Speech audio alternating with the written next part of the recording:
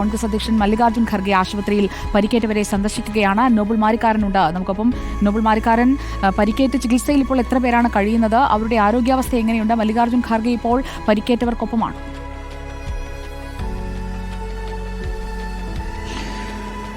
സുജയ, ഈ വിമാന അപകടത്തിൽ 32 പേരാണ് ഇപ്പോൾ ചികിത്സയിൽ ഉള്ളത്. ഈ 32 പേരും ഇവിടുത്തെ അഹമ്മദാബാദിലെ സിവിൽ ആശുപത്രിയിൽ തന്നെയാണ് ഉള്ളത്.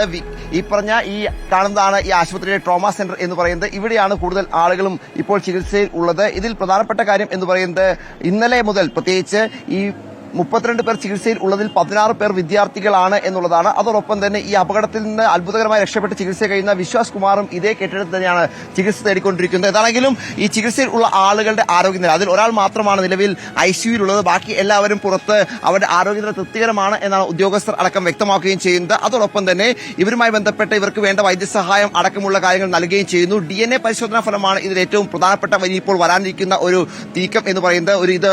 അതിലകത്ത് പ്രധാനമായും നമുക്കറിയാം പറഞ്ഞ മരണപ്പെട്ട ആളുകളുടെ എണ്ണം അടക്കം സ്ഥിരീകരിക്കണമെങ്കിൽ ഈ DNA പരിശോധനാ ഫലം പൂർത്തിയാകണം. ഇവരെ തിരിച്ചറിയണമെങ്കിൽ ഈ DNA പരിശോധനാ ഫലം പൂർത്തിയാകണം. മൊത്തം 72 മണിക്കൂറാണ് ഈ ബ്ലഡ് സാമ്പിൾ നൽകി കഴിഞ്ഞാൽ DNA പരിശോധനാ ഫലം പുറത്തുവരാൻ വേണ്ട സമയം എന്നുള്ളത്. അതായത് 3 ദിവസം വേണം എന്നാണ് ഇതിൽ ഒരു പ്രതിസന്ധി. ഏതാണെങ്കിലും ഈ മരിച്ച ആളുകളുടെയൊക്കെ രക്തസാമ്പിളുകൾ, അവരുടെ ബന്ധുക്കളുടെയൊക്കെ രക്തസാമ്പിളുകൾ ഇതിനോടകം തന്നെ ശേഖരിച്ചിട്ടുണ്ട് എന്ന് പറയപ്പെടുന്നു. അതുമായി ബന്ധപ്പെട്ട കഴിഞ്ഞ ദിവസങ്ങളിലൊക്കെ നിരവധി ആളുകൾ എത്തിയതാണ്. നമുക്കറിയാം ഈ പറഞ്ഞ പത്തനംതിട്ട സ്വദേശിയുടെ അടക്കം ബന്ധുക്കൾ, പ്രത്യേകിച്ച് ഈ ഇന്നിപ്പോൾ അവരുടെ രഞ്ജിതയുടെ സഹോദരൻ രതീഷ് അല്പം മുമ്പ് രാവിലെയാണ് ഇവിടെ എത്തിക്കൊണ്ട് രക്തസാമ്പിൾ പരിശോധനയ്ക്ക് നൽകുകയും DNA പരിശോധന നൽകുകയും ചെയ്ത് അതിന്റെയൊക്കെ പരിശോധന ഫലം ചൊവ്വാഴ്ച വരും എന്നാണ് പ്രതീക്ഷിക്കുന്നത്. അങ്ങനെയാണെങ്കിൽ രഞ്ജിതയുടെ ഭൗതിക ശരീരം ചൊവ്വാഴ്ചയായിരിക്കും കുടുംബാംഗങ്ങൾ കൈമാറുക എന്ന് നമുക്ക് മനസ്സിലാക്കാൻ.